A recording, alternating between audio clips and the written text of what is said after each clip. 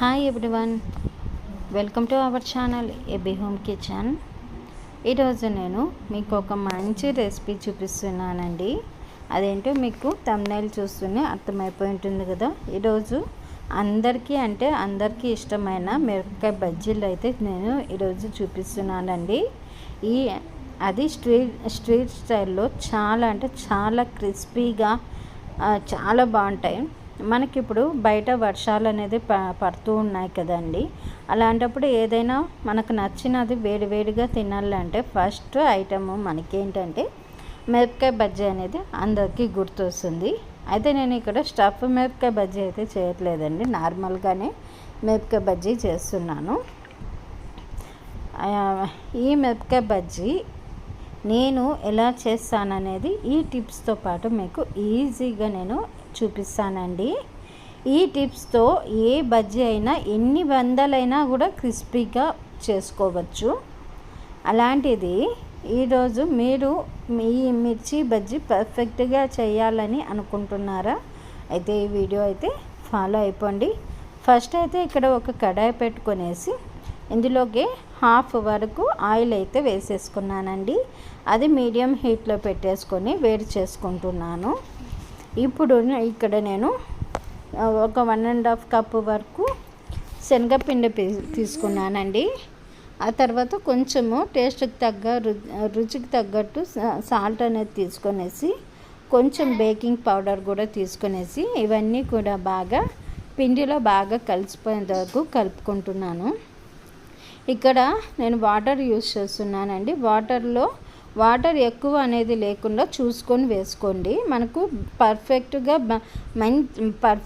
బజ్జీ అనేది రావాలంటే బ్యాటర్ అనేది మనకు ఈ కన్సిస్టెన్సీ అనేది కంపల్సరీ ఉండాలండి. మీకు ఇంకా మంచిగా క్రిస్పీగా రావాలంటే ఇందులో బియ్యపిండి కూడా యాడ్ చేసుకోండి. కొంచెము ఒక 2 స్పూన్ల వరకు యాడ్ చేసుకోండి. చాలా క్రిస్పీగా వస్తాయి. ఇక్కడ నేను చూడండి ఈ మిర్చి బజ్జీ అనేది తీసుకునేసి ఇట్లా లాస్ట్లో నేను ఎడ్జ్లో అనేది కొంచెం కట్ చేశానండి. ఆ తర్వాత ఇట్లా హాఫ్ అయితే కట్ చేసుకుంటున్నాను.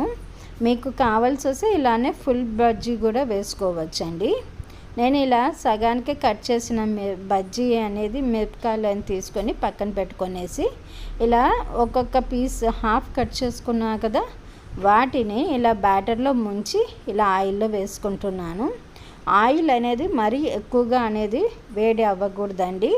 కొంచెం అనేది ఒక మీడియం హీట్లో ఉన్నప్పుడు మనకు మిర్చి బజ్జీ వేసుకోవాలి.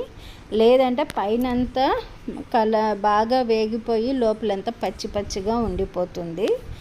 అలా లేకుండా మీడియం వేడిలో ఉండేలాగా చూసుకోండి. ఆయిల్ అనేది ఇలా మంచి గోల్డెన్ కలర్ వచ్చేంత వరకు బాగా వేయించుకోవాలి. ఆయిల్లో అనేది ఫ్రై చేసుకోవాలి.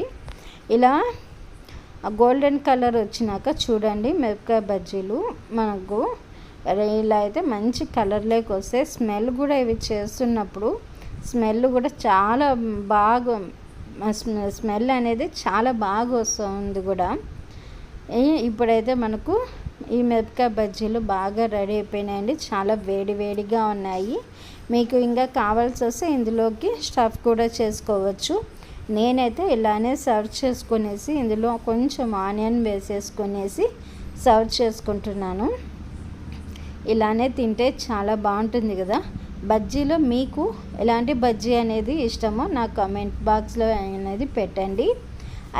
అలాగే మీకు ఈ బజ్జీ ఈ టిప్స్తో పాటు నేను ఎలా అనేది చెప్పాను కదా, మీరు కూడా నా ఛానల్ని ఫాలో అవ్వండి.